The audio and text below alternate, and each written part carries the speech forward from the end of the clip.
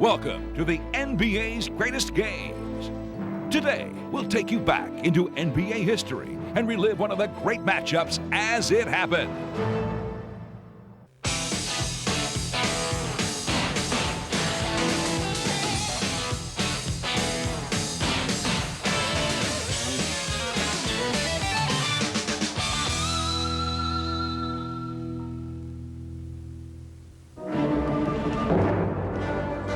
Every great drama has its subplots. Game 5 of the NBA Finals was no exception. The Jazz finally got a marquee performance from their star, Karl Malone. The mailman stole the show with 39 points. Meanwhile, Chicago's leading man, Michael Jordan, was having trouble hitting his marks. Even with Malone's big night, the director of Utah's cast, Jerry Sloan, made a script revision at intermission. He called on a seldom-used veteran from Wichita State, a stand-in, Antoine Carr. Carr had 5 field goal attempts in the second half. He made them all. Without his performance in a supporting role, the NBA Finals would be history. Instead, the Jazz are back in Utah, back on their home stage after refusing to let the curtain come down in Chicago. Game 6 next.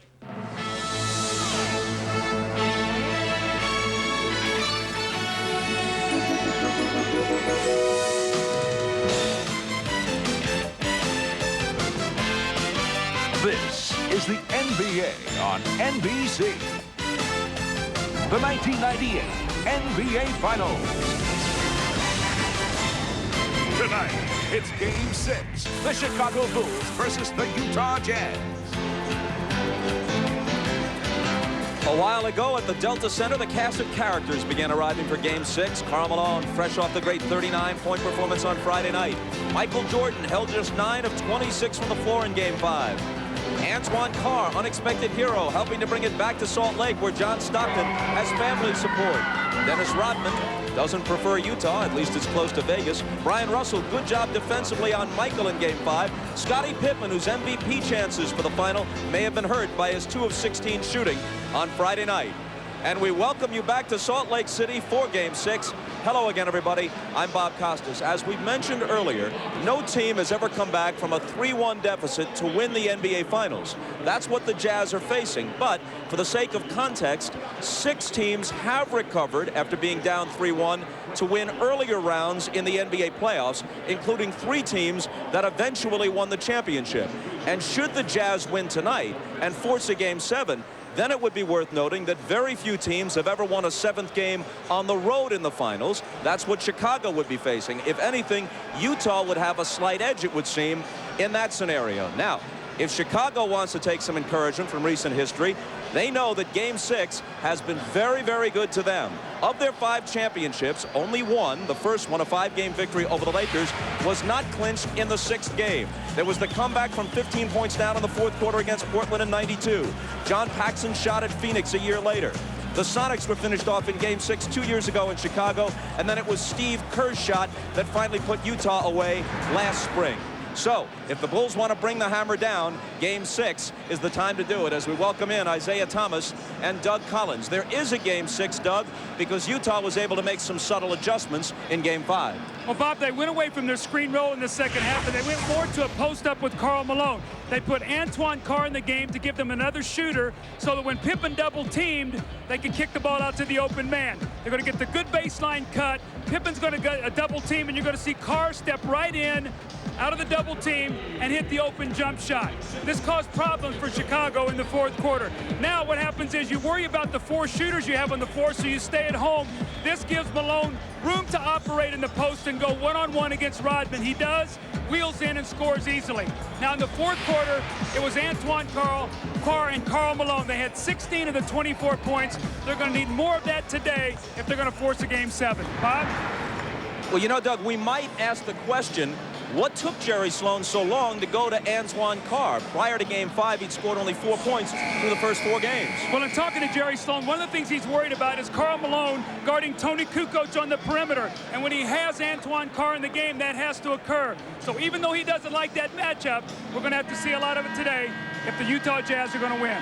Well, Tony Kukoc was brilliant in Game 5. 11 of 13, 4 3-pointers, 30 points. But Jordan and Pippen had their problems. Surprisingly, Bob, Jordan and Pippen struggling all night long. You see Jordan here never really could find his rhythm. Every time he shot the ball, it was just a little long. Pippen, known for his moves against Hornacek in the low post, never really went to his patented jump hook. Forced turnaround jump shots all night. But Kukoc was marvelous, hitting 11 of 13 from the field, and you see the big 3 right there over Karl Malone. Now, it took Kukoc 11 field goals. Kukoc made 11 field goals on 42, on 13 shots. Pippen and Jordan took 42 field goals to combine for 11 field goal attempts. I think for the big 3, they're going to have to play well tonight, and all of them going to have to big effort here, Bob. All right, and we'll get a big effort from Hannah Storm and the Showtime crew coming up following these messages. Game 6 just around the corner from Salt Lake City.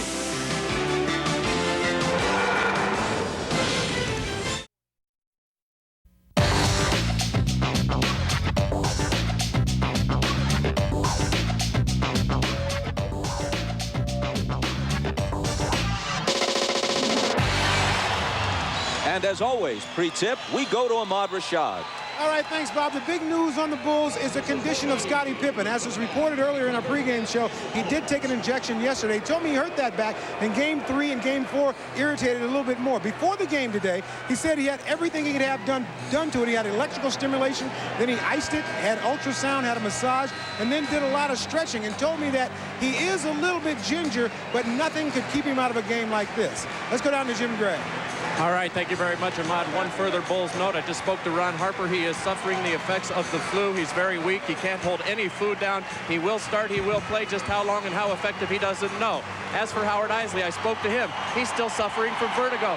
He's telling me before the game he's a little dizzy. He's a little disoriented. He is going to play. Coach Sloan is just going to keep his eye on him. If he cannot go, John Stockton will take his minutes. Finally, I spoke to Karl Malone. Karl Malone told me he's going to the basket early tonight. He's going to be very aggressive early in the game. He wants to get Longley and Rodman into foul trouble. Not many outside shots at all. He finally went on to say, we're down 3-2. I know this sounds crazy. However, I like our position, and I'm confident we can win this series. Bob? Jim, thanks a lot. The officials are Dick Bavetta and Hugh Hollins, who worked Game 3, each of them in Chicago, and Danny Crawford, who worked Game 2 of the finals here at the Delta Center.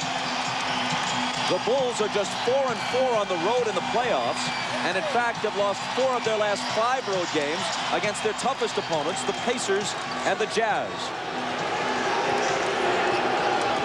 Jordan guarded by Russell. Hornacek will open on Pippen. They'll try and post Scottie on him. They go to it right away. Stockton comes over on the double team. Now back to Scottie, and they couldn't recover. Hornacek was left alone with him, and an easy 2 for Scottie. That's going to be the strategy here early. Try to go at Hornacek with Pippen. Michael will do a lot of the ball handling in the first period. Malone against Longley. Has to give it up, and Jordan is the only guy there.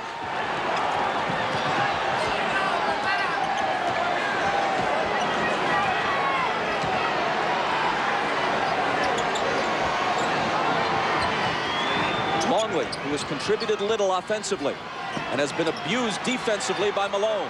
It's Jordan missing his first shot, and Russell takes the rebound. It looks like Scottie Pippen is laboring as he moves up and down the court. Ahmad told you he's suffering from a bad back. Malone gets his first. 17 of 27 in Game 5. As the whole Utah team shot better than 50%. Kicked away. Malone chases it to the side. It'll belong to Chicago. Bob, I think Scottie Pippen pulled his back out on that dunk shot on his first play when he reached up for the rim and he pulled it down. I think he stretched up and he grimaced as he came down and he could barely run. Harper guarded by Stockton. Pippen against Hornacek. Draws the double. Harper's the guy they'd like to leave alone. Kukoc isn't. But this time he misfires. Hornacek lost it to Longley. Now Pippen has it. All alone, Kukoc. The one thing you don't want to do if you're Utah is get into a quick turnover battle here and give them easy points, especially Kukoc. Remember, he loves to get off early in quarters, and then he's a load the rest of the game.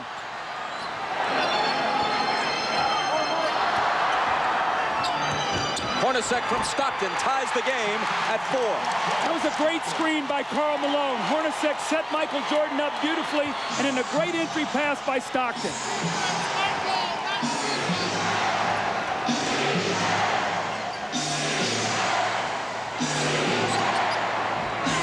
Kukoc. You wonder if the Bulls went to Kukoc enough in Game 5. With Jordan and Pippen struggling, Kukoc was on fire but got only 13 shots. Yeah, Kukoc has the size advantage and also the speed advantage over Adam Keefe, and he can take them inside. Also, he can stick the outside J. Malone got inside of Longley and drew the foul.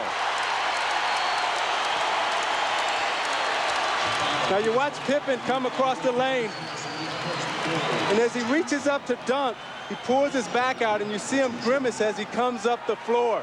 Let's keep our eye on Scottie Pippen tonight. Let's check in with Ahmad.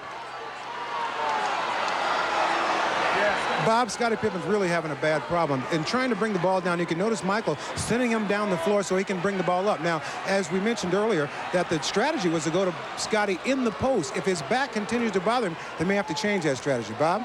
You can see him with his hands on his knees, bending over, trying to limber up, wincing quite a bit. Malone hits the first. Generally, he and the Jazz team have not gone to the free throw line in the finals as often as they did during the regular season and in the earlier playoff rounds. The Bulls have had a big edge at the free throw line. Jim Gray is listening to Jerry Sloan over on the sideline. He says Jerry is already complaining about illegal defense early in the game. Let's see if the next time down the floor the referees hear him once again.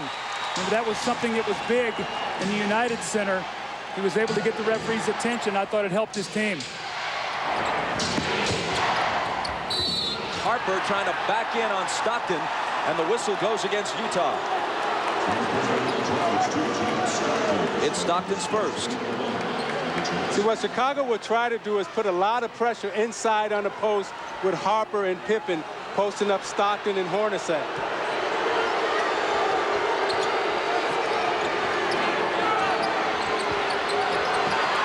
Harper really battling with Stockton.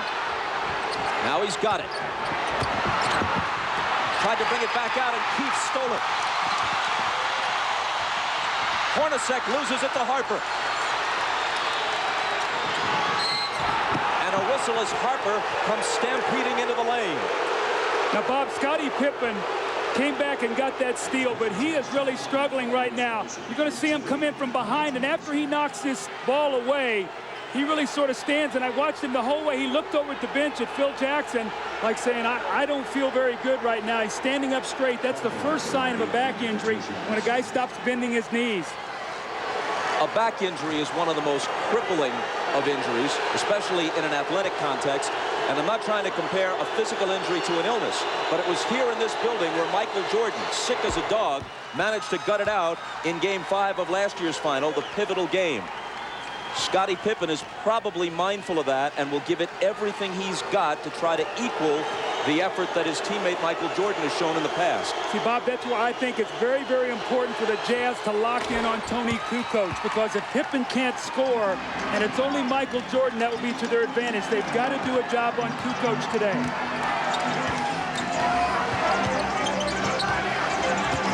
Stockton drives on Harper, ties the game.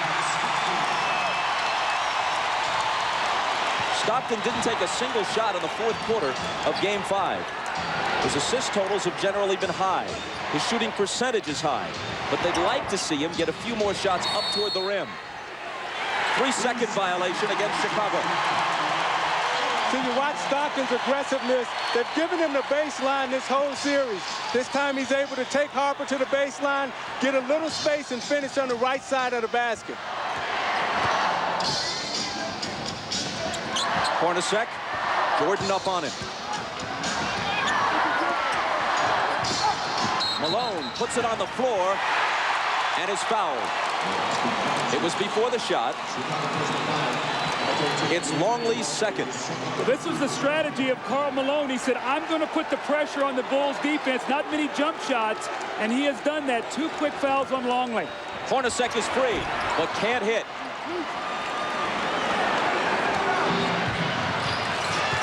Hornacek is now 18 for 46 in the series. Jordan, there's his first field goal, and the Bulls take a 10-8 lead. If you take away Hornacek's 7 of 11 in Game 3, he's shooting around 30% for the rest of the series. 7 of 11 in Game 2, I should say here. Harper reached in and fouled. Rodman off the bench. Let's see who he replaces. Longley has 2 fouls, and it's Luke who'll go out.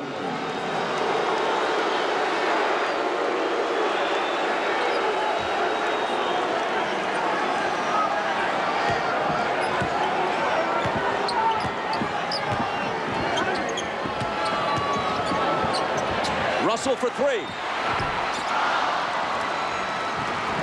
Utah has not been hitting the threes in this series. Now 11 for 51, around 20%. They shot 37% as a team from beyond the arc for the season. Pippen with the hook.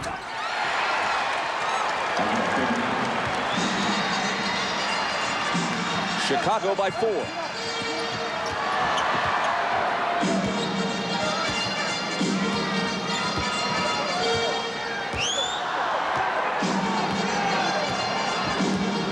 Malone screening for Stockton. His 3 isn't there. Pippen claims the rebound.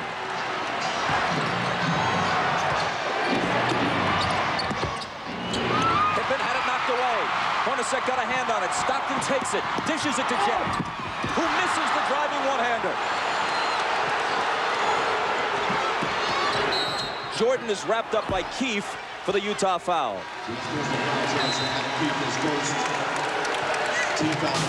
You know, Pippen is really hurting, but he's playing in pain as he takes Adam Keefe into the middle and shoots his patented little jump hook. And as he falls to the floor, you can see it's very difficult for him to get up with that bad back.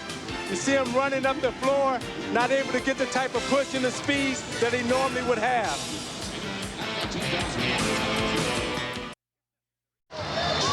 Meanwhile, we played 9 minutes. Karl Malone has attempted only 1 shot, which he made.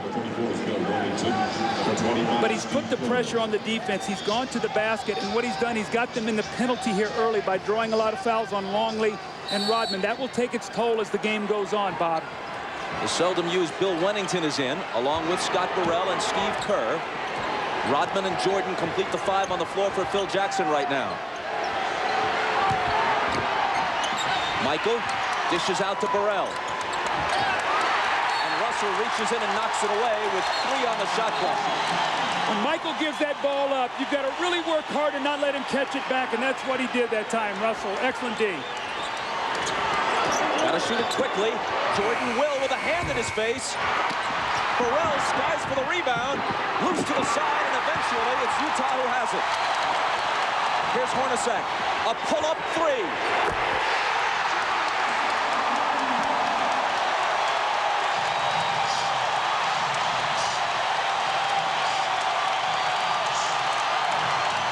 It's hard to imagine Utah winning the next 2 games and taking the title unless Hornacek hits shots like that, which outside of Game 2 in this series, he hasn't been doing.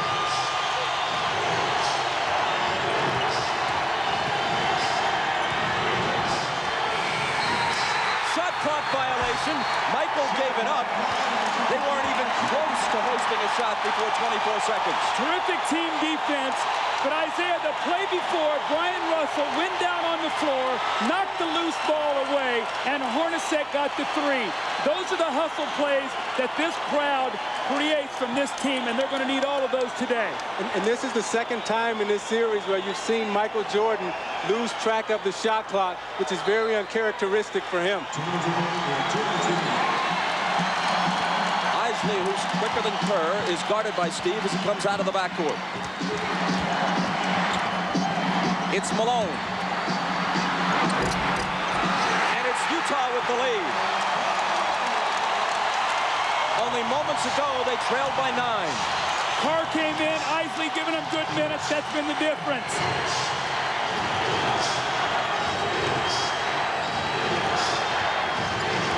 Jordan.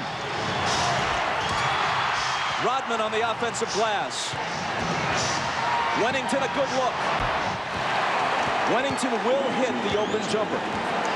Offensive rebounds were such a key here. When the Bulls won Game 2, they did not shoot well, but they got 18 offensive rebounds. Moving down toward a minute to play in the first. Chicago by 1. And a whistle from Dick Pavetta. Another illegal defense. That's on Michael Jordan. He got 2 zones below his man. Hornacek stayed out behind the three-point line.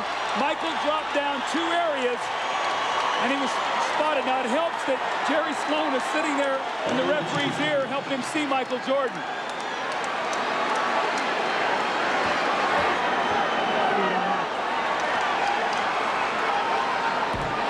Hornacek hits the technical. Watch the byplay here between Malone and Rodman. A sign of respect, actually, it appeared to me. You're it. Chris Morris comes off the bench, making his first appearance for Utah.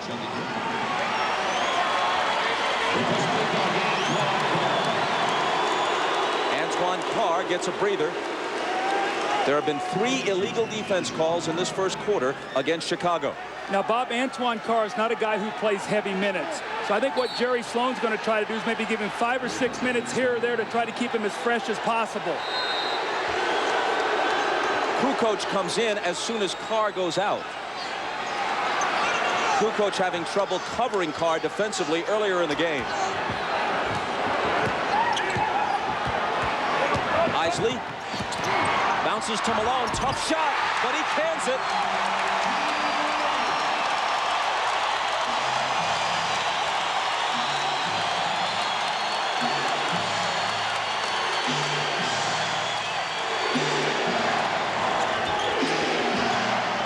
Jordan over Russell. Tied at 22 with half a minute to play in the period.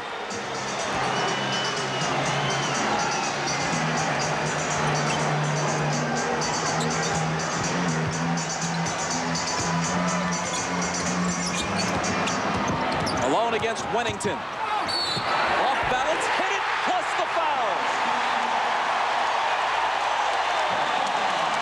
See, Bob, that's what I'm talking about, being aggressive, Isaiah. Taking the ball to the basket. Isley with the give and go. He doesn't settle for the jump shot. He puts the pressure on the defense, and it's a tough shot. And the same thing, he sees Wennington on him. He says, no way I can get this shot. He bodies up. Now an opportunity for a three-point play, which would give his team a 3-point lead. And the weak spot for the Chicago Bulls is when you get past Longley and Rodman, they have nothing behind them. Wennington can't hold Malone, and that's where they miss the big guys in terms of Caffey and O'Brien Williams. And Malone is smart to get into their bench now. A dozen from Malone in the first quarter. A perfect 4 of 4 from the field. Almost as important, Hornacek has contributed 9. They need him. Kukoc. They had a foul to give. It looked like he traveled, but just before that, the whistle blew for the foul. Now, Chris Morris slapped him from behind, so he took the good foul. Bulls will have to inbound the ball with 8.4 seconds to go, and Greg Foster's going to come into the game. Now, Bob DeRisi's in right now. And you give him a rest here at the end of the quarter, the last 8.4 seconds, and then the time during the break.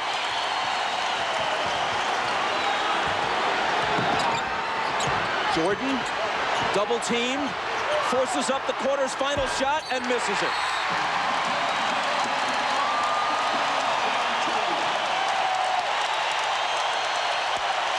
A better start for Carl than for Michael. Once down by 9, Utah leads after 1 by 3. And you're watching the NBA on NBC.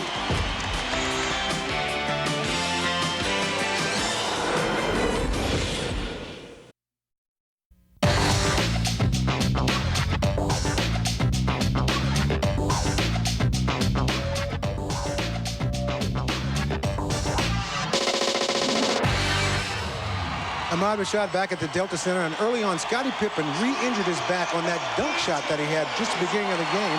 He has been in the locker room for the past 5 or 6 minutes trying to stretch that back out. He has both doctors in there. They're just trying to see what they can do to get him ready to play. And if anything else happens, I will be here to report it to you. Bob?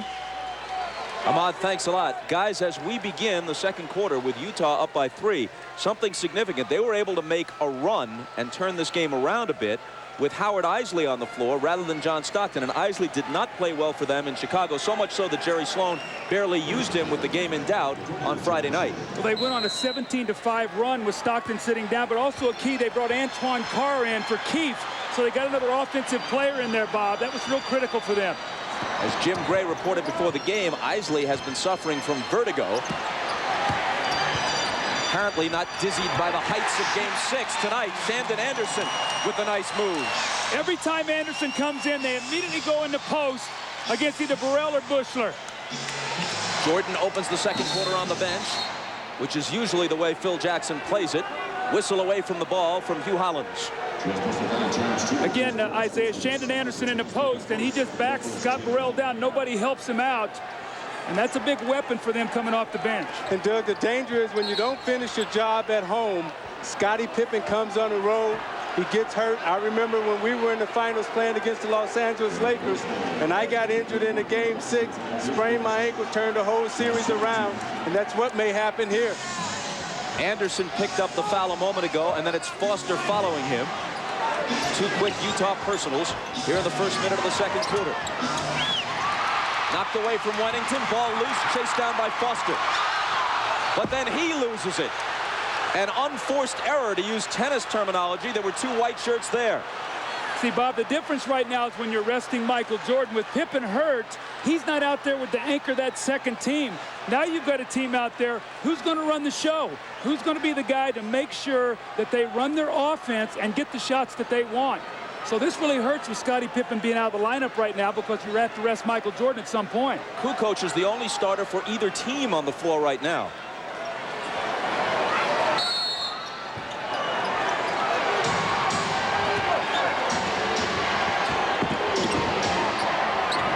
Foster on Tony. Wennington travels. Playing out of character. Bill Wennington is a catch-and-shoot player. He's not a guy, Isaiah, that puts the ball on the floor. Rodman to the scorer's table. He'll have to wait till the next whistle.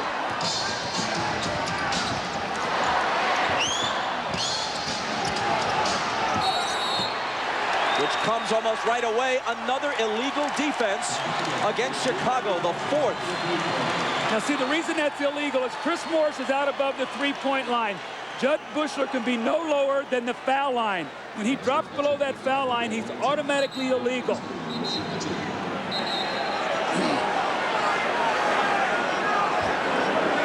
So Eisley is selected to shoot the tee. After the first illegal defense, every subsequent one against you results in a technical foul shot.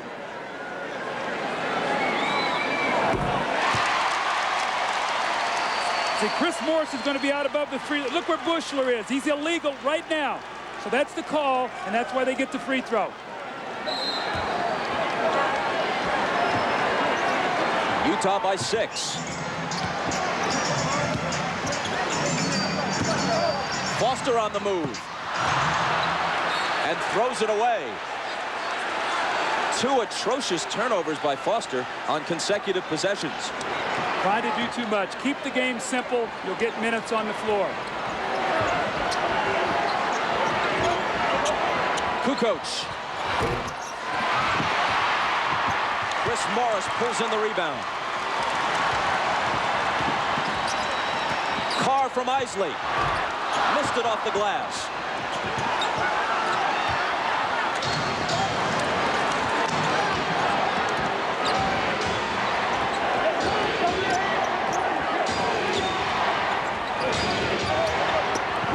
pass to Kukoc. Great back cut by Kukoc. He set him up, then back cut, faked him off the screen. Great pass by Rodman. Great look by Kukoc. See, Isaiah, though, Foster's got to push him over the top. That's what they did in the game 5, and Tony got 7 points to start the game.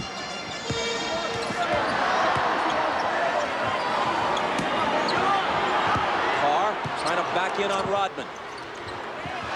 It's off Anderson's hands, but recovered by Isley. 2 seconds to shoot.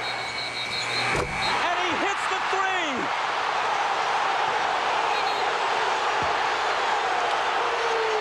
Are they calling the shot clock violation? Let's see. Dick Pavetta says yes. And they wave it off, though it appeared to me as if he had beaten it. See if the ball isn't out of his hand. 1 second. It's on the way, and they missed the call.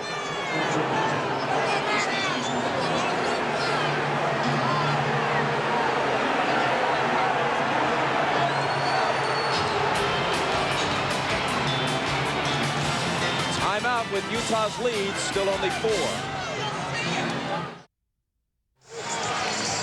Ahmad Rashad back at the Delta Center. Now an update on Scottie Pippen.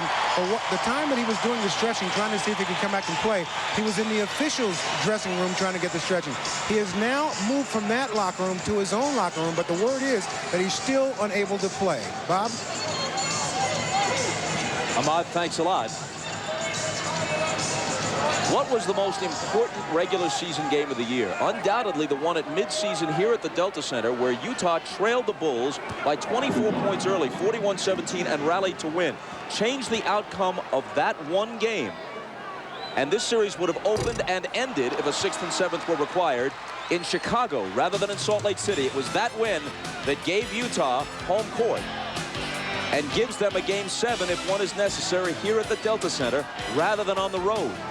And do the Bulls face the remainder of this game and a possible 7th game either without Scottie Pippen or with a weakened Scottie Pippen? See, with the Bulls depleted right now, the Jazz must keep the pace of this game up. They've got to use their superior depth and just keep trying to wear Michael Jordan down. Jordan into the lane. Tough shot. He was fouled. He'll come to the line with a chance to tie it.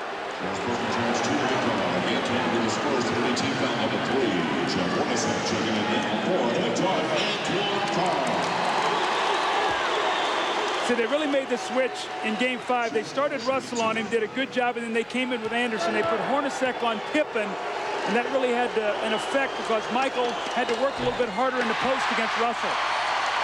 This is the 103rd game of the season for the Bulls and for Michael Jordan. Antoine Carr going out. Jordan hasn't missed a single game since he returned from baseball. Ron Harper returns to the Chicago lineup.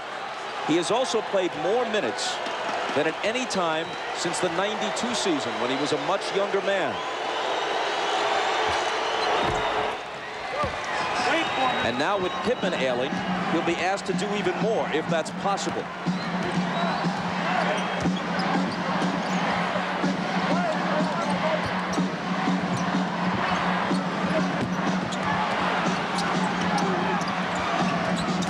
Slips it through a crowd to Anderson, who misses the floater. Rodman juggles the rebound, but saves it in. Only his 2nd rebound tonight, and only his 5th in the last game and a half, after such a strong performance in Game 4.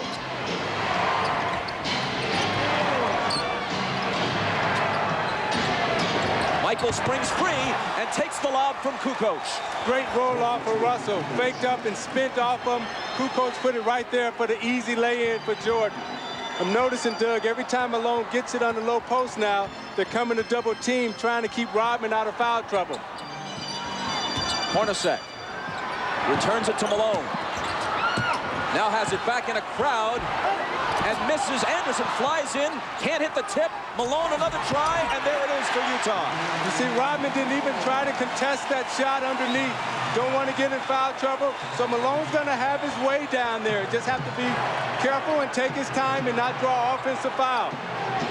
Riding the seesaw, now it's Utah's turn to lead. Stockton knocked it away, Chicago ball.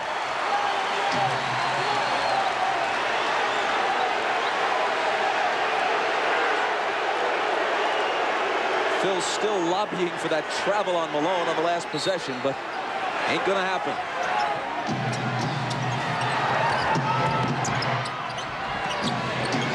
Michael, head fake, he traveled. So Phil got the traveling call, but certainly not on the guy he wanted. And Steve Kerr just said to Pavetta, hey, call it on Malone down at the other end. I talked to Rodman after the last game, and he felt that Malone traveled a lot. That's why he was able to get away from him. Malone in the lane. Up and under against Rodman. He's getting such deep position right now in Rodman. The Utah Jazz are executing their offense to perfection. 18 for the mailman. Jordan for three. And there's his answer. I think that's his third three of the game, Bob. And going into this game, Kukoc and Pippen were a combined 4 for 23 from three at the Delta Center in the first two games. It is his third tonight, and he has 19 points. Malone tries to answer, and can, and he has 20. A Jordan-Malone duel shaping up in Game 6.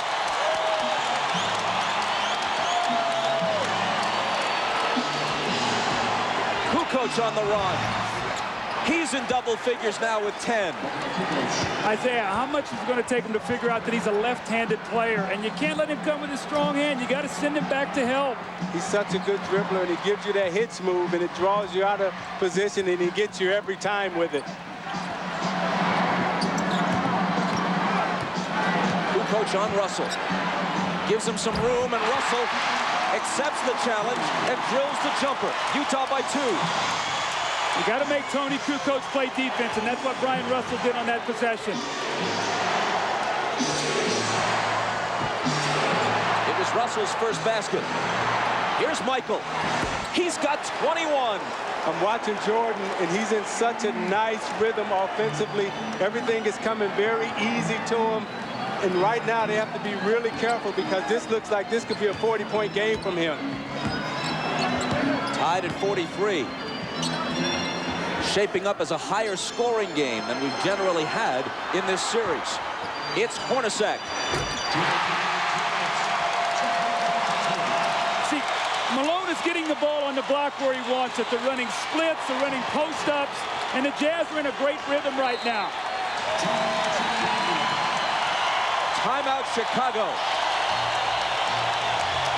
Utah by 2 with 1:49 to play in the half.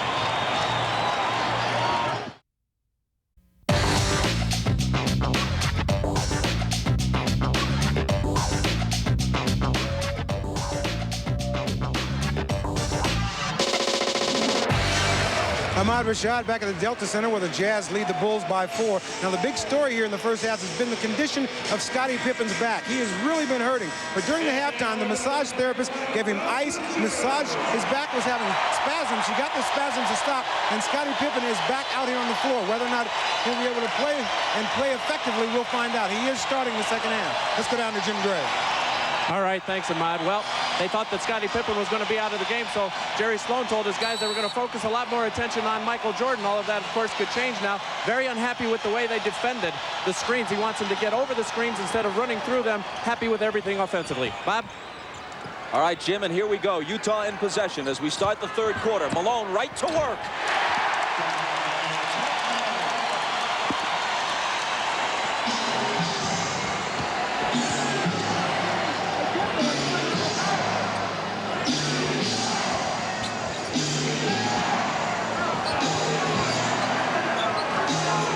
Hornacek on Pippen. It's Kukoc.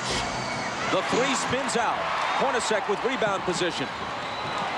Utah in front by 6.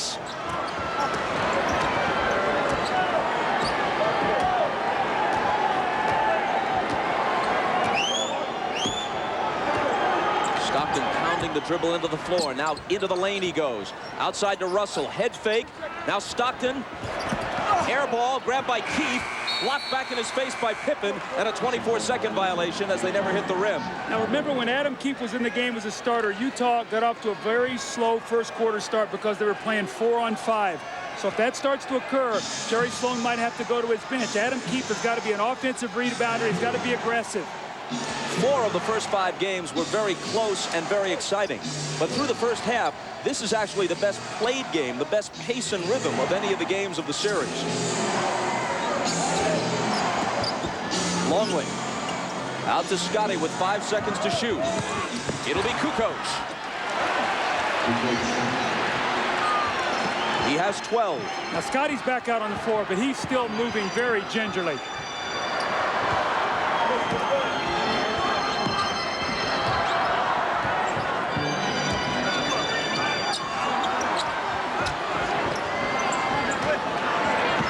Malone inside and a whistle before the shot, and a Chicago foul.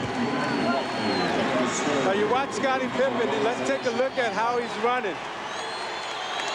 You see, he's laboring to get up and down the court. That back is still bothering him. Let's see how he goes. The foul was Longley's 3rd. Stockton stumbles.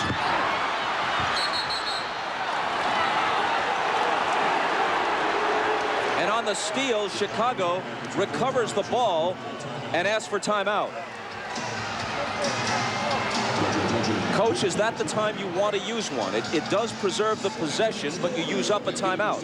Well, Phil has the option here to take a 20 if he wants it, so it looks like he wants to save his 20, use the timeout now. Harper with a great hustle play. You're going to see him roll over and get the timeout before Utah can force the jump ball. So we'll step aside with 10:03 to play in the 3rd.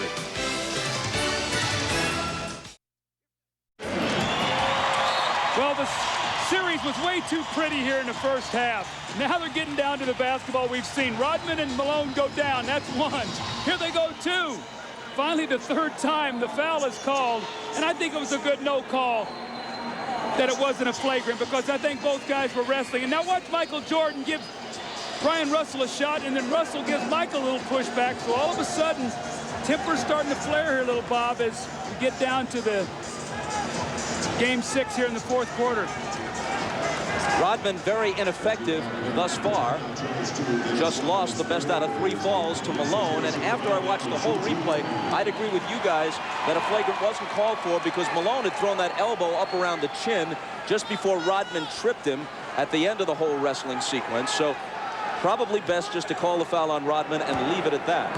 And Bob, that's Dennis Rodman's way of trying to get in Karl Malone's head. However, Karl Malone is smart enough as a basketball player that he's not going to let that throw him out of his rhythm. We saw where Dennis Rodman would get Alonzo Mourning out of his rhythm, or some of the other guys. Malone understands Dennis Rodman, and he's not going to let that bother him.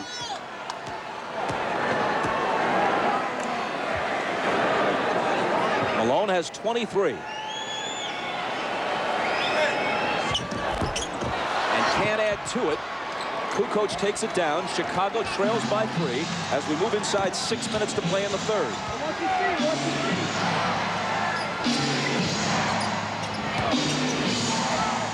Here's Pippen. The bad back makes Hornacek's assignment on him a whole lot easier. Left alone, he doesn't take the 3. Michael, fade away. See, if I'm Hornacek, I make Pippen make one of those shots. He's really rushing out to close out on him. He's got to show me he can shoot that ball before I'm too concerned with him. I got to be more worried about Michael Jordan. Jordan has 27 to Malone's 23. Here's Malone again. He was fouled. The basket would have counted, but it wouldn't stay down. It's on Pippen his first. Now you watch Michael Jordan on the repost, takes a quick bounce, the reverse spin, fakes Russell out and shoots a nice fadeaway take. But I agree with you, Doug. I would make Scottie Pippen make one of those three-point shots before I leave Michael Jordan alone in the low post.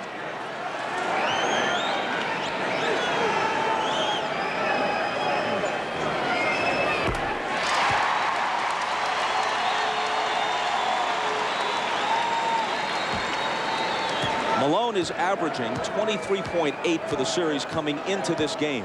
That's exactly what he averaged in the 6-game loss last year to Chicago. But that average will go up a bit after today. Makes them both.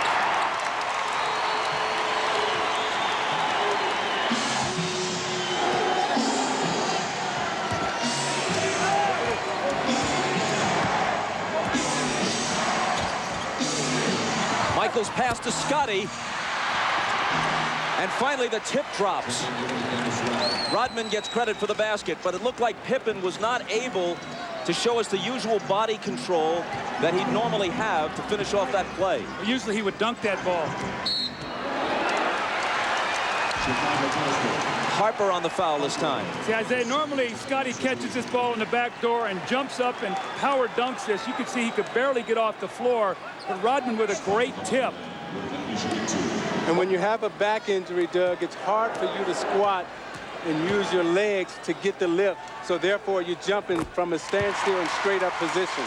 Tonight on Dateline Sunday, a tornado rips through the Midwest. And the program also has survivor stories from Mount Rainier. That's Dateline tonight after the game. It's at 10 o'clock for those of you on the West Coast. Harper grabs the rebound as Stockton makes one of two. Utah by 2.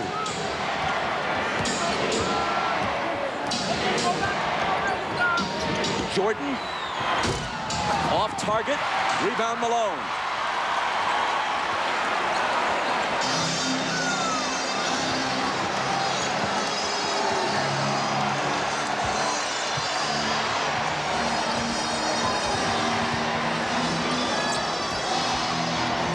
Hornacek driving on Jordan, knocked away from him, still Utah ball.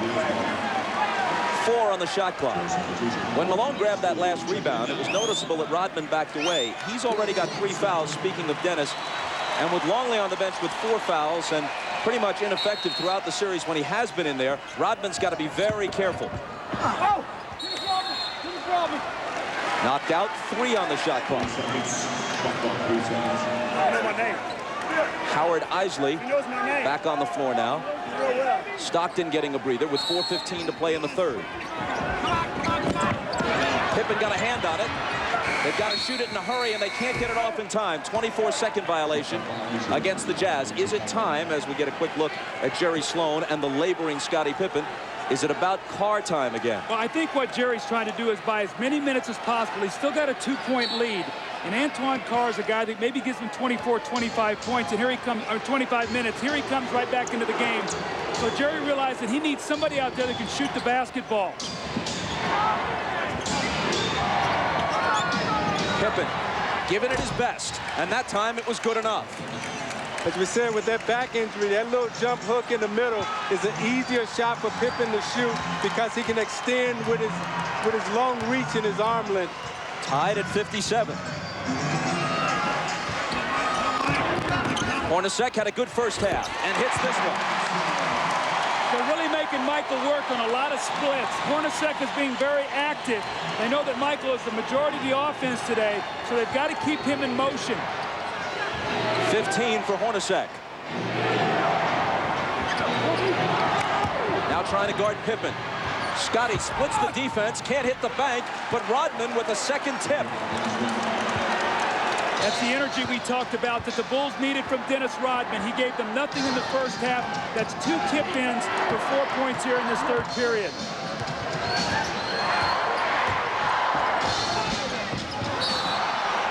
A whistle from Danny Crawford, a Chicago foul. It's on Pippen, and it's his second. You watch Pippen in the low post. They come to double team with Russell, and as he goes up for the shot, that leaves Rodman's clear for a clear tap in on the offensive glass. Now you watch Pippen trying to get up and down the court. He's really laboring and really working hard.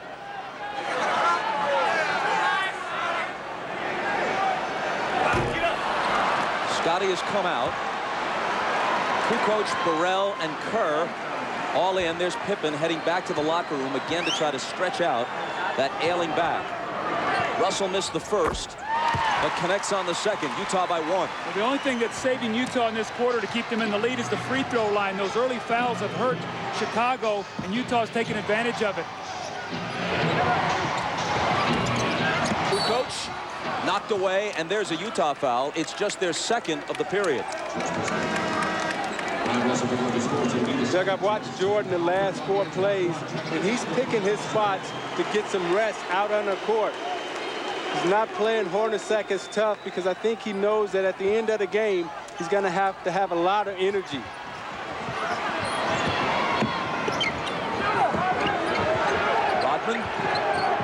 Michael. Now screening for him. Morris fights through the screen. Michael takes him baseline.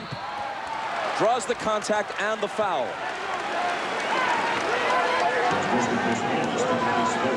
Michael's going to go to the line. Chicago, which generally has had many more free throws throughout the series than Utah, has hit 4 of 5 free throws in this game. Utah 15 of 21. As you said earlier, Doug, a huge difference. Well, Chicago's done a good job now in this quarter of disrupting Utah's offense. It's not flowing as easily as it was. They took the fouls. They've got him on the free throw line, but you're not seeing the same open looks. I think with Rodman being out there, he really helped disrupt Malone's timing. Now Longley's back in the game, so we'll see if they're able to attack him either with Carr or Karl Malone. Kukoc goes out as Longley checks back in. Tied again at 60.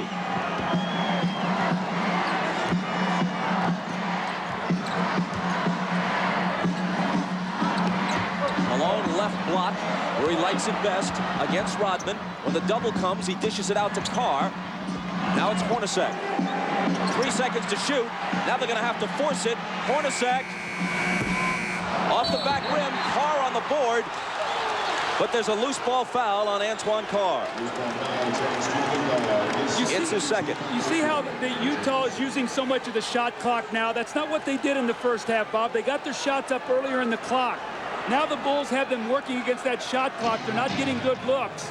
And they're going to have to speed up the tempo of their offense now.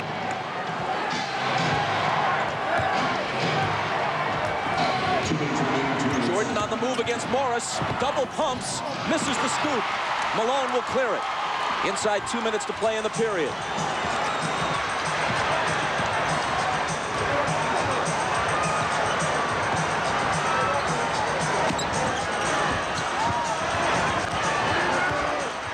Antoine Carr missed it. I think the one guy that needs to get involved for Chicago right now is Luke Longley. He hasn't taken a shot the whole game. He's got to put some pressure on Malone in that low post. Here's Burrell. He's off target. Back comes Utah looking for the lead. It's Chris Morris. Hornacek in the right place at the right time. You see, early offense, they got the shot up, and they didn't let Chicago get back and get set up. And so even though they missed it, they got a chance for a second shot opportunity. 17 for Hornacek. Easily his best game since game 2. Michael confronted by Carr after he blew by Morris. And Jordan will come to the line. The fast break here by Chris Morris. He doesn't get the shot to go, but you see Chicago now not guarding a man really, but an area. And there's Hornacek with the offensive rebound, Isaiah. They got to pick up the tempo a little bit. Right now, it's become 2 half court, and Chicago's got them in a situation using too much clock. Michael misses the first as we check in with Jim Gray. All right, John Stockton is now back on the bench. He was in the locker room for about the past 7 minutes. He was getting a chiropractic adjustment several places. He felt a little twinge, went back there, saw the chiropractor. They've worked it all out, and he will return to the game. Bob? He's been struggling with something of a sore back throughout this series. 1 of 2.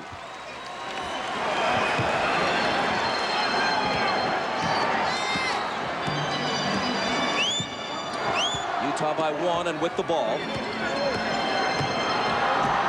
Isley hands it to Carr.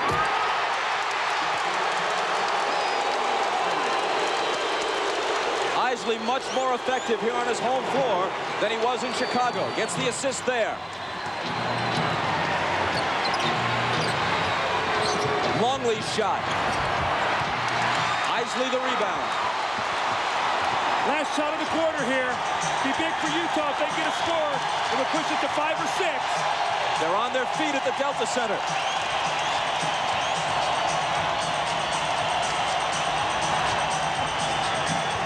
Caron Isley around Keith's screen. Now he gets it back and hits just before the buzzer.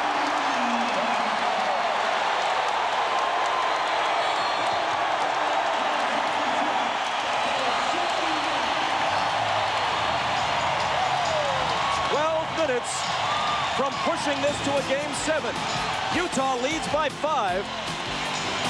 Getting a rare contribution, at least in this series, from Adam Keefe. We're back after these words from your local station. You're watching the NBA on NBC.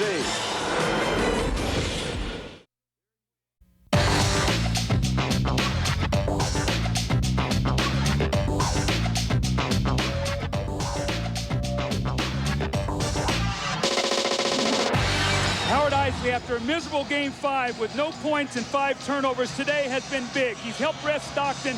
You see the kick down to Antoine Carr and the dunk. And in the last possession of the quarter, makes a pass that Adam Keefe makes a terrific catch on behind him and finishes. Today, Eisley has 1 point and 3 assists, no turnovers. He's given him good numbers off the bench, and Karl Malone likes the fact that he's watching and his team is increasing the lead.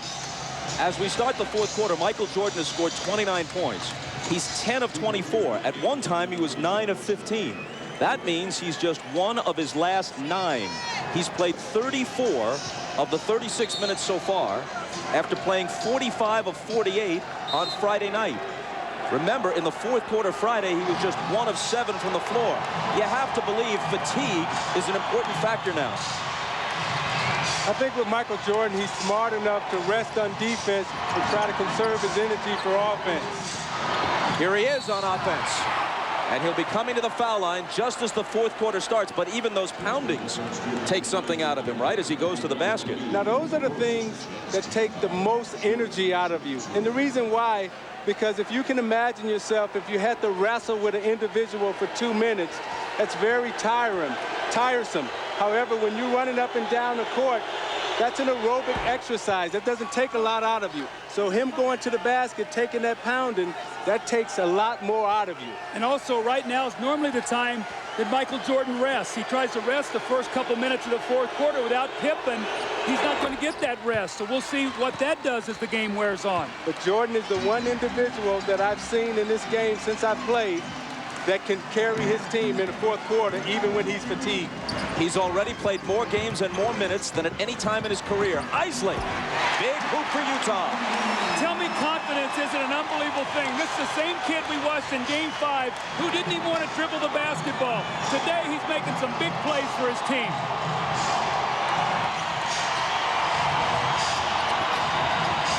Jordan against Anderson. He's still Michael Jordan. Whatever he has lost through fatigue, through age, through whatever, has only brought him somewhat back to the field. He still leads the field. Morris out of the corner. Rodman with board position on Antoine Carr. Chris Morris has had a lot of open looks at threes like that in this series. Usually he's pretty good with them. In this series, he hasn't been able to hit them. Rodman drills a 20-footer and gives it that go-figure gesture. Now remember, in Game 2 in here, he hit that same shot to tie the game. This one brings him to within 1.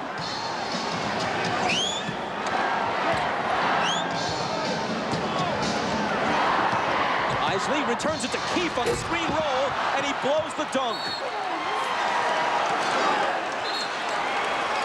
He argues that he was fouled, but he should have finished it anyway. Now Keefe heads for the bench, and Malone comes back.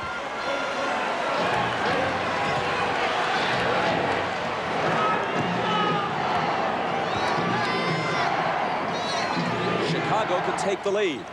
See, now Malone has to guard Kukoc now on the perimeter. Watch that matchup. Jordan between the legs and the jumper. Off target, rebound Morris.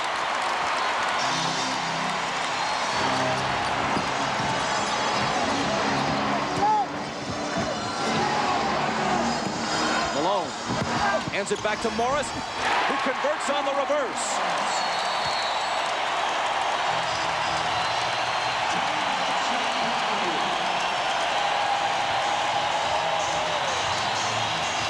Timeout, Chicago. Now you watch Jordan using all his energy on offense. He goes drive hard to the left and shoots a fadeaway J. And then Rodman, go figure, right? lined up straight in, shoots it right in, and even he's surprised. You watch Chris Morris moving without the basketball. Malone with the beautiful feed. Morris with the reverse layup off the glass. Beautiful basketball by Utah.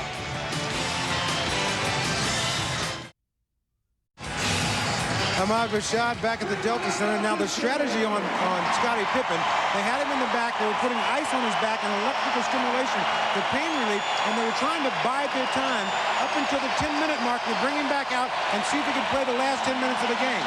As you can see, he's back. He's on the floor. We just have to see how it goes. Bob? Ahmad thanks Michael Jordan's first rest of the second half, and you'd have to guess it will be brief. Utah right now has got to force Phil Jackson's hand. They got to stop him, and they've got to get some scores to make him come back and not get his normal rest. Kukoc spins to the hoop and misses the bank. Bushler chases it down. They got a new shot clock. I didn't see that ball hit the rim. Kukoc out of the corner. That one's short. And Malone grabs the rebound. And he asked for a 20-second timeout because he was in danger of toppling out of bounds. I think what you're going to see right now with Chicago is Tony Kukoc is going to try to put the pressure defensively on Karl Malone. Isaiah, he's a first-team defensive player, but he's used to playing around the basket. Kukoc can beat him with his speed, and let's see if he tries to break him down out on the perimeter. And the dangerous player and the X factor for Chicago on the floor right now is Jud Buechler. Keep your eye on him because he'll come up with the hustle plays and the energy plays to keep Chicago involved. Stockton now is back into the game after that 20-second timeout, so he too has had back problems.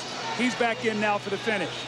Until he has exploded in the last couple of games, all the talk about Karl Malone concerned his scoring, but he has always been a terrific all-round player. Tonight, more evidence.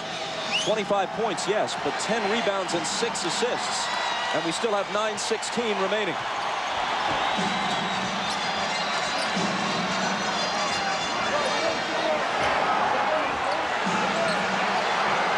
Stockton on the dribble against Kerr, trying to find Malone, but they get a hand on it, and Rodman grabs it.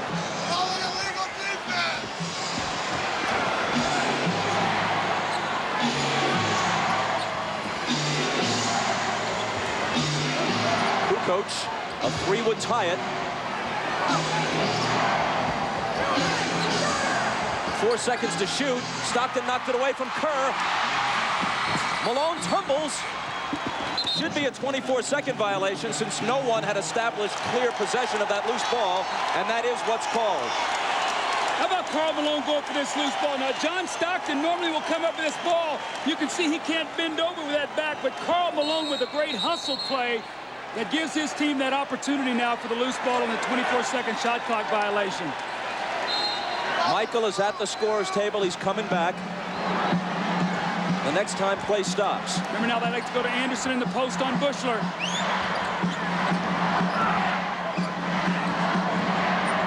Carr from 20 feet. It spins out and Rodman is there. Brian Russell comes off Jerry Sloan's bench. As soon as he saw that Jordan was about to come back in, he calls on Russell, who probably will guard it. Kukoc to tie it. There was a great screen by Steve Kerr to open up Tony Kukoc, sacrificed his body, took on the bigger Malone, so Kukoc can nail the three. 15 for Tony. Utah's got to get some movement. Morris to a cutting Anderson, who was bumped. The basket may count. It does.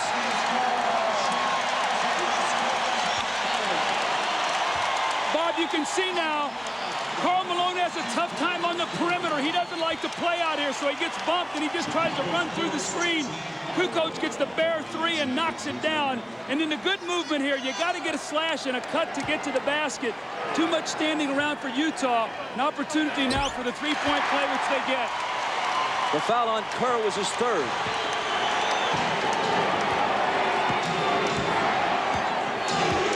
Jordan back in.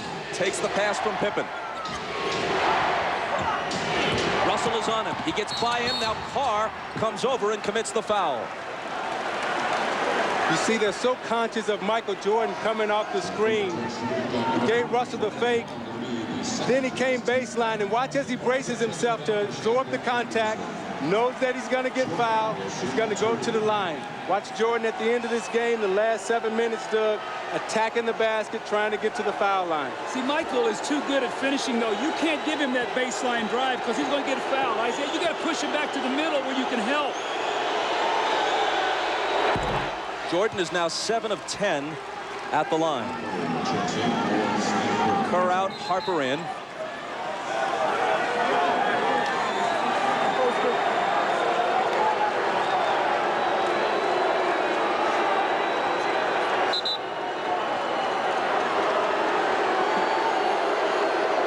We're told that the brief stoppage was because of a sign one of the fans was holding, and it had some offensive language on it. So they had it removed.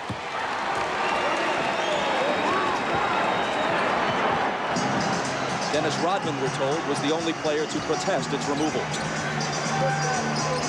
Hornacek guarded by Jordan. Malone over Dennis. Rebound Pippen. Hornacek slapping at it. Scotty just hobbling around. The foul is on Antoine Carr, and that's his fourth. Utah has gotten very stagnant here right now, Isaiah. They've really bogged down and really started in the third quarter. The free throw line kept them in it, but right now they're really struggling scoring. And this was Chicago's defense has been dominant against Utah in the fourth quarter.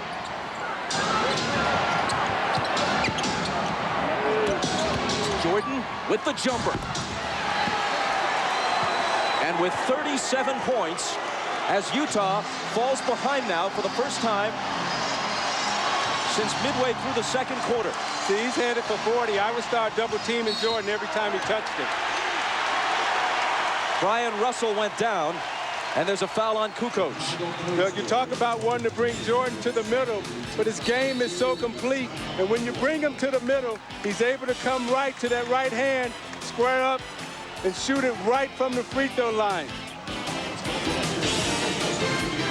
It's Chicago by 1, and you're watching the NBA on NBC.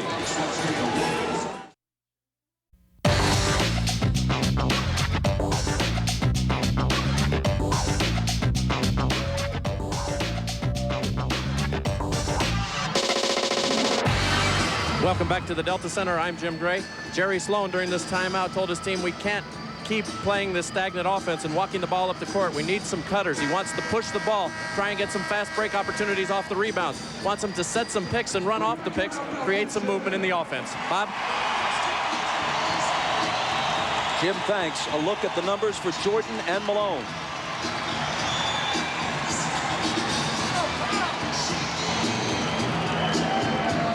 If Jerry Sloan wants fast break points, they have to turn to John Stockton right now to push the tempo. And thus far, he's only attempted 4 field goals at 5 points, 4 assists, and 3 turnovers. Stockton has to come through big for him down the stretch. What's happened also, too, when Malone's getting the rebound, he's holding it, and rather than outletting where they can run. Here is Stockton with Harper on him. Antoine Carr. Malone, 3 defenders on him, and they take it away. It's Pippen wincing as he comes up with the loose ball.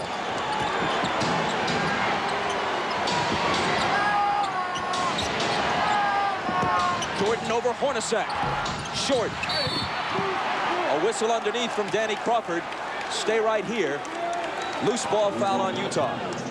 See, Malone's catching the ball in the post. He's getting double and triple team right now. He's got to be a passer out of this post. You see Pippen there knock the ball away from him. But if there are 3 guys on him and you space the floor, somebody's got to be open. And Doug, what Chicago is saying right now, we're not going to let Karl Malone beat us. Someone else is going to have to step up and beat us tonight. Pippen, who can barely move, throws it in. In almost any other situation, he couldn't possibly be playing. Regular season, never. Even earlier in the playoffs, he'd probably be sitting. Jordan again. And Stockton pulls it down. This is where they got to push it, get something quickly. Underneath to Carl. and he was fouled. It was a nice feed by John Stockton, pushing it up the court, catching Malone early in the offense, right underneath the basket. Malone did a great job of sealing and drawing the foul. 4 on Rodman. Michael's upset with himself right now. He's missed 2 jump shots that would have given his team a 3-point lead. He's really upset about that because both of them were very makeable shots that Michael normally makes. And Russell has done a good job guarding Michael Jordan, forcing him to shoot jump shots and not really allowing him to get to the basket. Malone busting loose with the huge game on Friday night. He had 20 in the first half. He's at 26 now after the free throw. Jordan leads all scorers with 37. He's 13 of 30 from the floor.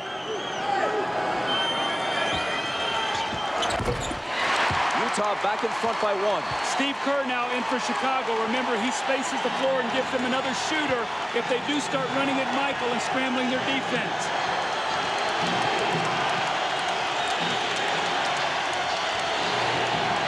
Michael again.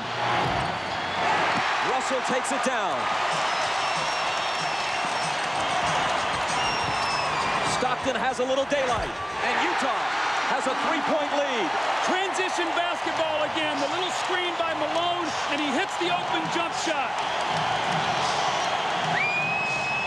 Kukoc. Kerr. Pippen in the lane. Connects on the turnaround, playing through clenched teeth.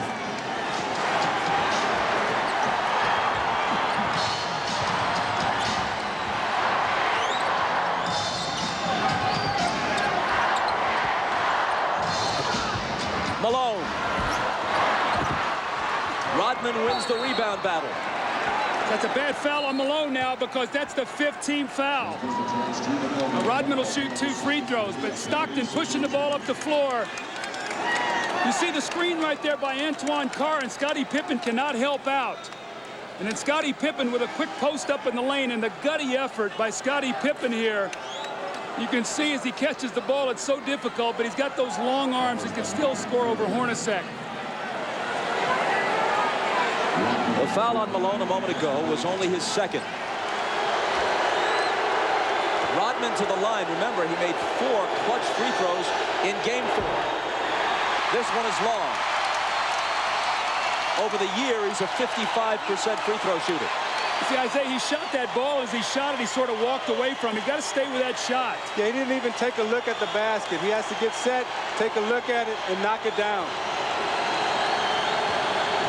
4:46 left. If he hits this, he can tie it.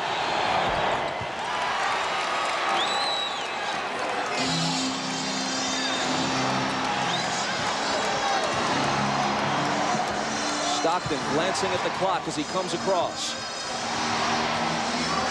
4.5 minutes for Utah to end its season or prolong it.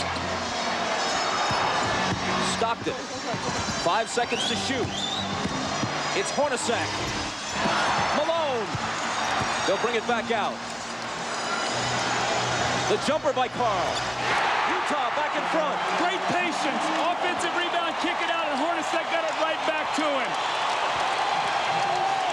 Malone has 29.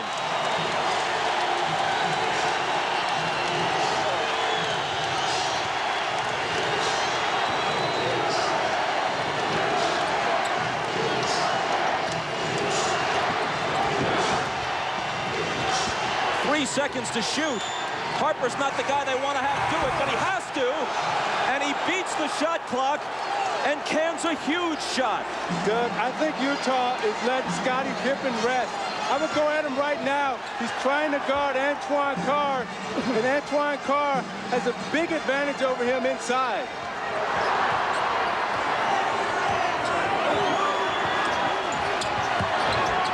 Russell. Driving against Rodman. Contact and a foul. Kukoc was also there, and they call it on Kukoc's 3rd. Now you watch Harper as he takes this shot. Does he get it off in time? I don't know. that's a tough call. Well, you know what? If they miss that call, it's a 5-point swing in missed calls on shot clock situations. They took a Howard Eisley 3 away wrongly in the first half. This one was even closer, but it appeared that Harper may have been just a fraction of a second behind the shot clock. Harper's basket counted. This one by Eisley, which should have counted, did not. See, I think this 3 was good in the last shot that Harper took. I think that was a shot clock violation. Russell steps to the line and knocks them both down.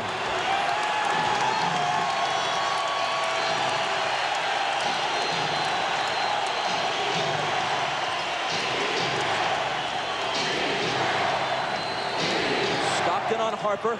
Out to MJ for 3. It's short. Hornacek pegging it ahead to Russell, but Michael, with whatever gas is left in his tank, gets back to pick it off.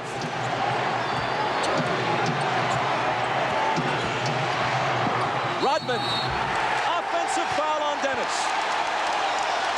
And that's 5. Now, Isaiah, that's what you're talking about. Jumping out off that screen and make Michael Jordan be a passer. Throw it to Rodman, who can't finish. And you saw Jordan right there complaining, saying Rodman needs to have a chance to come down. I thought it was a questionable call. When you look at this play, you watch Jordan come off the screen and he's double teamed, and as an offensive player, you're allowed to establish position and come down. It's a tough call right there.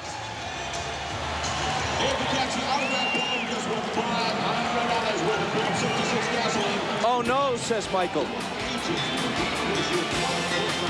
The Jazz by a basket.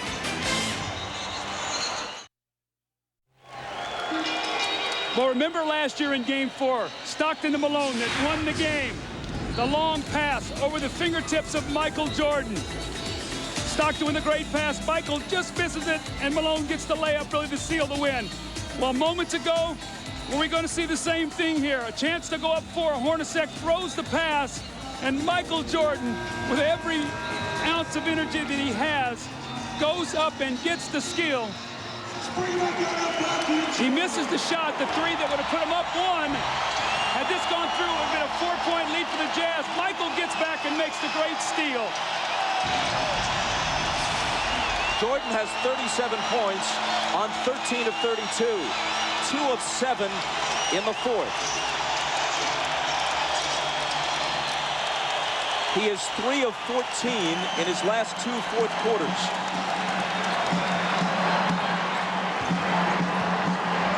Even Superman apparently gets tired. Malone, lots of room. Got it. Malone goes over like he's going to the post and screens for Stockton, and he rolls out and hits the huge jump shot.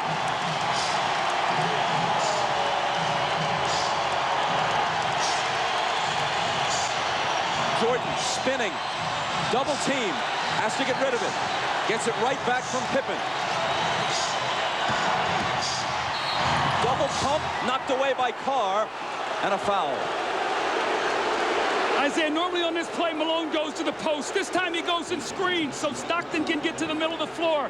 A mix-up, they trap, no one rotates, and Malone buries the shot. Now, on this defensive possession, Hornacek, I thought, should have run at Michael Jordan and made him pass the ball back to Scottie Pippen. You got to take the ball out of Jordan's hands right now and make Harper or Pippen beat you from the perimeter. Jordan's 9 of 12 now at the stripe. Now you look at the job that Russell is doing against Jordan. He's keeping him out on the perimeter, not allowing him to come into the post.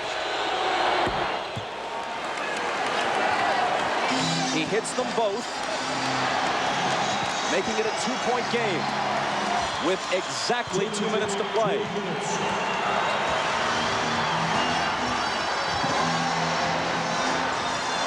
Stockton. Russell with a huge rebound. Tried to throw it off Rodman's leg as he was walking a tightrope and couldn't do it. Chicago back looking to tie.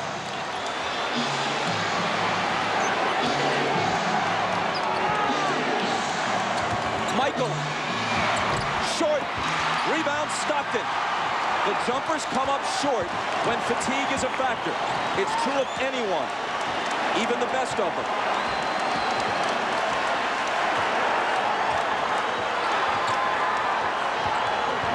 Rodman got in front and knocked it loose, but Chicago touched it last. Phil Jackson hot over that call. A minute 14 remaining. Watch Hornacek on this play, wrapping off a triple screen. Stockton for three. That would have been a dagger in Chicago's heart. Instead, they could tie it or take the lead with a three of their own. Jordan. And a blocking foul. Stockton is down on the floor. Jordan's going to come to the line at Stockton's fourth. You watch Jordan fake like he's coming to the middle again. Russell gives him the baseline. Stockton comes over a little too late. Call the blocking foul on Stockton. Jordan again at the free throw line.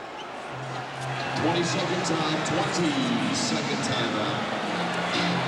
Chicago takes a 20-second timeout.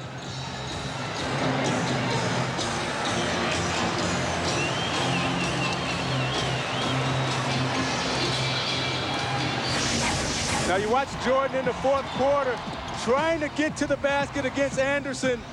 Pulls up and takes the jump shot. Again, they're keeping him out on the perimeter, not allowing him to get into the post. Coming to the foul line for his patented free throw line, Jay. But again, Russell keeping him out of the post. Pulls up, shoots it a little short. This is a big 20-second timeout for Chicago because it allows Jordan to get some rest before he goes to the free throw line to try to knock down two. At the line, he's 10 of 13. From the floor, he's 13 of 33. Well, in this fourth quarter, Michael is only 2 of 8 from the fourth quarter, but what he's done is he's been able to get to the free throw line. He's 6 of 6, so he's shooting his 7th and 8th free throws of the quarter. They've got to find a way to be able to guard him without fouling him here.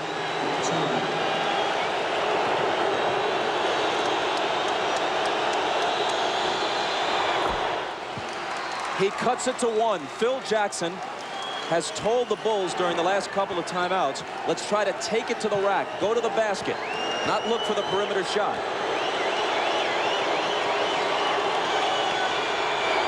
Jordan ties it. Maybe the 20-second timeout was, as much as anything, just to give him a breather to gather himself for the crucial free throws. 50 seconds. Malone. Cross-court Stockton, a three. It's there!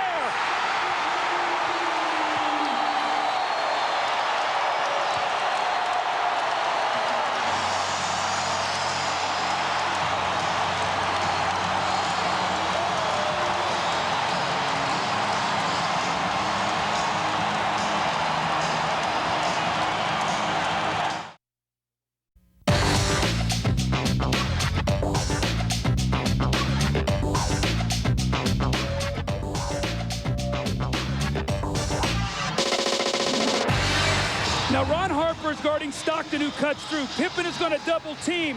So watch what happens now. Stockton's going to circle through, and Antoine Carr dives down, so Harper has to play him.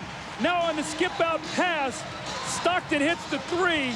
What a huge shot to put his team up three. Look how close his foot was to the line here. A three by inches.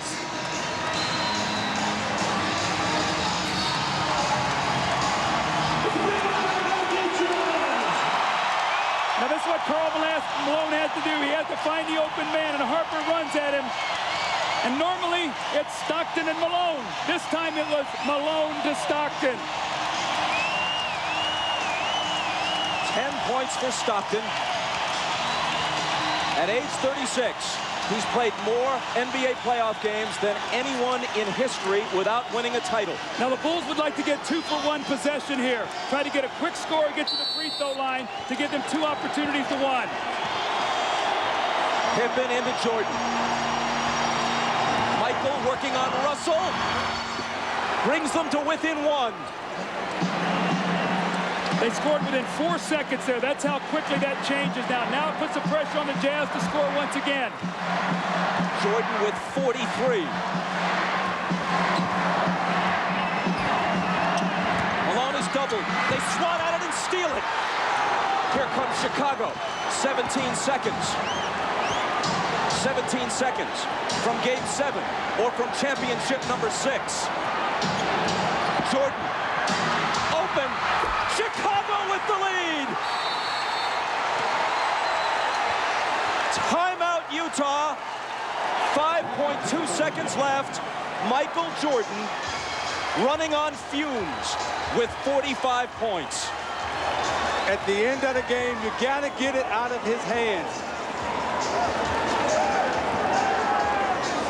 He's beat you so many times. You watch Jordan play, Doug, and you know that at the end of the game, he's a killer. This was really the play that hurt Isaiah because they scored so quickly. Michael got in there and scored within 4 seconds. And what happened was Michael doubled back. You're going to see he's in the play. Look where Hornacek is setting the screen. Michael never clears, so Malone doesn't see him. He comes from the blind side and strips him. So 3 crucial plays here by Michael Jordan now as he gets Brian Russell with a quick crossover. Look at Brian Russell slips, and Michael pulls up and buries the shot to give him a 1-point lead. That may have been, who knows what will unfold in the next several months, but that may have been the last shot Michael Jordan will ever take in the NBA. Watch Jordan's left hand here as he gives Russell the push. The referee can't see that. Jordan frees himself up for a clean look. The greatest thing about Jordan is he has all the tricks. That's why it's so difficult to guard him. If that's the last image of Michael Jordan, how magnificent is it? I don't think you can put it into words, Bob. I mean, what he's done here in this 4th period, you see the 16 points. He got about a minute's rest and had to come back in. And Scottie Pippen has played a gutty game today, but still plenty of time here for Utah to try to score. But that's what Jordan is so smart at with his brains. He rested on defense so he would have enough energy down the stretch to perform. All right, 5.2 seconds. Utah down 1. Coach?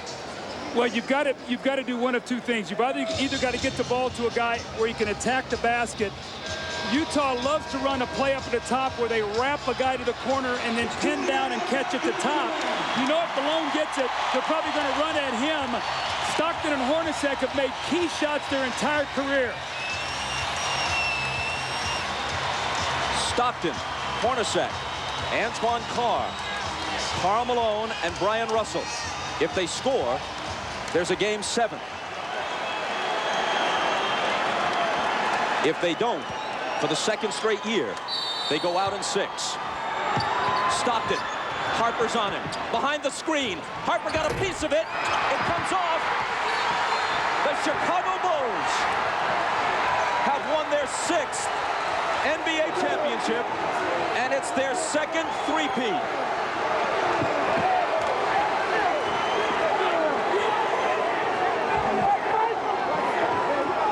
When you lose by this narrow margin, speaking of the Utah Jazz, there are so many things to look back on.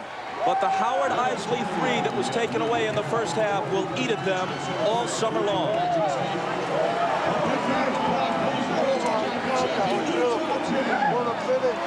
Jackson and Jordan, perhaps for the last time.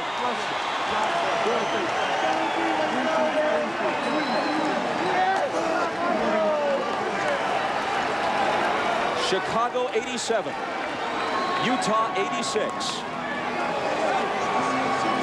Jerry Sloan showing class, trying to shake hands with each and every member of the Chicago Bulls, who won 2 out of 3 here and 2 out of 3 in Chicago. Dave, thank you, man.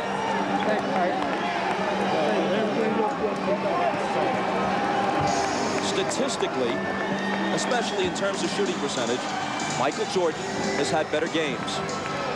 But when you consider at age 35, the games he's played this year, the grinding minutes he's played, and Scottie Pippen being all but incapacitated tonight, and the fact that they're on the road, and the fact that the odds would shift to Utah's favor for a Game 7, yes, MJ rose again.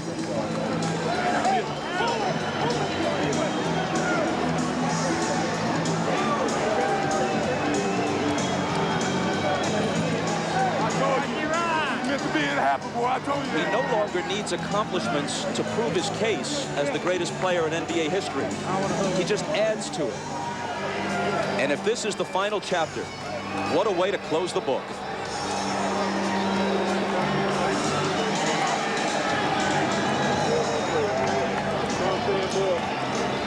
I tell you, Bob, as you look at Scottie Pippen there, I remember all Scottie ever heard about was the migraine headache and that he couldn't play with pain. Well, today, they could not have won this game without him. Just his presence being out there. He made some big shots. He fed the post. He did all the little things for Chicago, and his numbers aren't going to show it.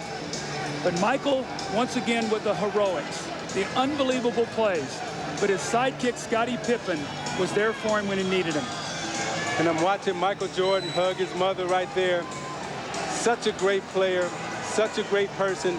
Everything that this game is about, the goodness of it, he represents, and what he's done for the game of basketball and for this Chicago Bulls organization. All of us as former athletes are very thankful to 23 in red. Michael Jordan is as great a competitor as sports has ever seen. He also has an uncanny sense of theater. And as he makes his decision, he'll think about the fact that he could not ask for a better punctuation than this. He accepts a victory cigar from Jerry Reinsdorf to not only hit the winning basket, but have it be the last shot he takes this season, maybe the last he'll ever take in a Chicago Bulls uniform, to win the game and the championship by a point. You know, Bob, it's interesting about Michael Jordan. He's a guy who has nothing to prove, but lives his life every day as if he has everything to prove. That's something about his greatness. He's an unbelievable athlete. Let's talk to Phil Jackson. Once again, another journey to the top of the mountain. How is this one different from the other 5? Well, Ahmad, we had to fight our way through this one. This is a real struggle for us this year against overwhelming odds. Maybe not as talented as the last 2 years, but they had a great heart. Hearts of a champion, as Michael has said. They won it. All right, you will celebrate tonight. Are you going to come back? Gee, that's a great question, Ahmad. I'll dodge that one right now. Thanks. All right, Phil. All right, once again, it is now time for the 1998 NBA Finals Most Valuable Player Award. And once again, here's the Commissioner, David Stern. Big surprise. 6 championships, 6 MVPs. Michael Jordan, get over here. You grace us with your presence. You've contributed mightily to our league. And tonight you gave one of the singular performances in the history of the NBA Finals. Thank you and congratulations, 1998 NBA Finals MVP, Michael Jordan.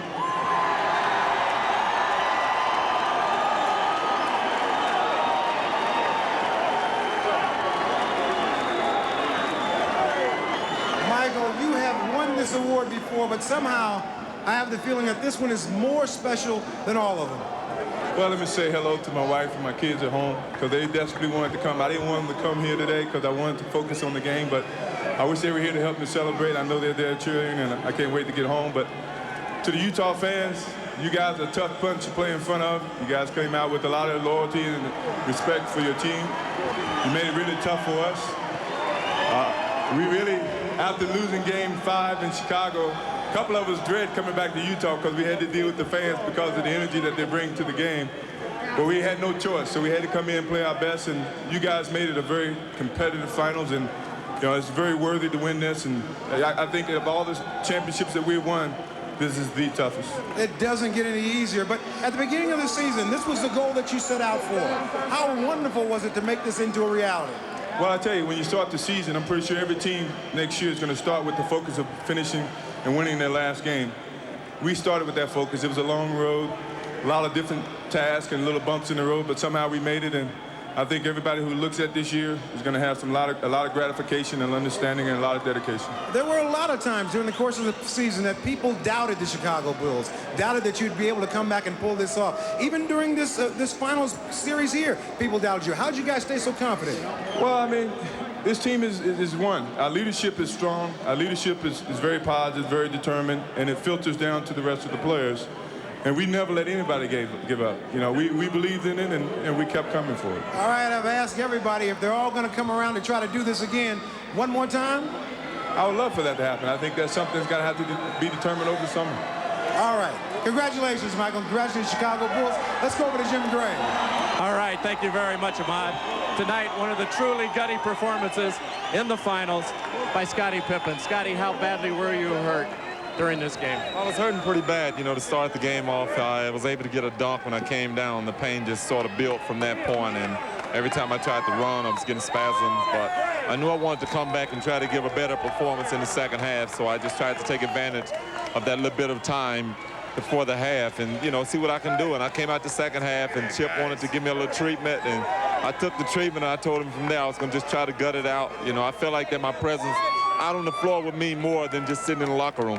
Initially, you didn't think you could come back, and then the miracle happened there at halftime. How much did you revert back to some of the things that had happened to you in the past, and you knew that if you gutted it out this time that it could change all of that? Well, I knew I was going to come back the second half. I have to correct you on that. I knew, but I just didn't know how much I was going to be able to give. I knew I wanted to just hope that the team could stay in the game, keep it close, and if I could come back out, let my presence be known out on the court. Now, Scottie, you were in tears after the game. Was this your most difficult championship, and why the tears this time? Is it maybe because you feel it's ending? Well, I think they all have brought tears to my eyes, but this was so difficult because, you know, I felt like to some degree without me being out on the court that I was kind of letting the team down, and they understood, but, you know, I wanted to be there. I wanted to be a present. I wanted to play a major role in the game, but the other guys came off the bench, held us in there the first half, especially Michael. He had a heck of a game, and, you know, everything else is history. Now, you hold the key here to these teams returning. Michael said if you come back, he'll come back, and Phil and so forth. What are your thoughts? Will you come back? Would you take a one-year deal? What will go through your thought process in making this determination? Well, Jim, right now I just have to, you know, let everything soak in. You know, there's a lot of opportunities out there for me, and, you know, I have to look more down the road at my future, but, you know, I don't know. You know, after all this soaks in and get back and get my back on track, you know, you never know. Are you feeling a little sad right now that this could be coming to a close? No, not really. You know, we're going to enjoy this, and, you know, as long as we can. You know, as a player right now, I don't feel like it's over. You know, we got a lot of celebration to do, and I'm not really looking forward to next season right now. Final thought, the Utah Jazz and Karl Malone, a spectacular effort. What would your thoughts be toward them? It was great. You know, Karl and John, you know, they're some gutty performers. What is Hornacek, Russell, who's grown and matured and, you know, had a fabulous series. You know, we take our hats off to this team. The fans here have really came out and made us work hard. You know, it was a great series. You know, it was a even better series than last series, even though, you know, both series ended at 6 games. This topped it all. Scottie, congratulations. A truly gutsy performance. Thank you. I'm here with Karl Malone. Karl, can you begin to explain the disappointment you must be feeling right here at the end? Well, without a doubt, I'm disappointed. We fought hard. Guys did the best, did a good job. But, you know, it's tough. It's a tough loss for us. You know, got to be a professional, give them credit for it. They won the ball game. Tell us about the last play and Michael Jordan. He came over and stripped you of the ball. Well, I don't know. Maybe you got the ball. That's fine. That's part of it. Karl, you've been a truly great player, and you come so close now to the championship. Will you return? Will you keep trying to get to the top of this mountain? Well, I'm not a quitter. I just got to get away for a while and think about things. But, you know, it's a tough one. It's a tough loss. Give them credit. They won. You know, what else can you say? Do you feel as though this was Michael Jordan's last game? I don't know. I don't know if it was Michael's last game or not. Scottie Pippen in tears over here. You're not sure about Michael Jordan. What did Scottie just say to you? Oh, no, he just told me good game. Karl, you're a class act. Congratulations on a great season. Thank you.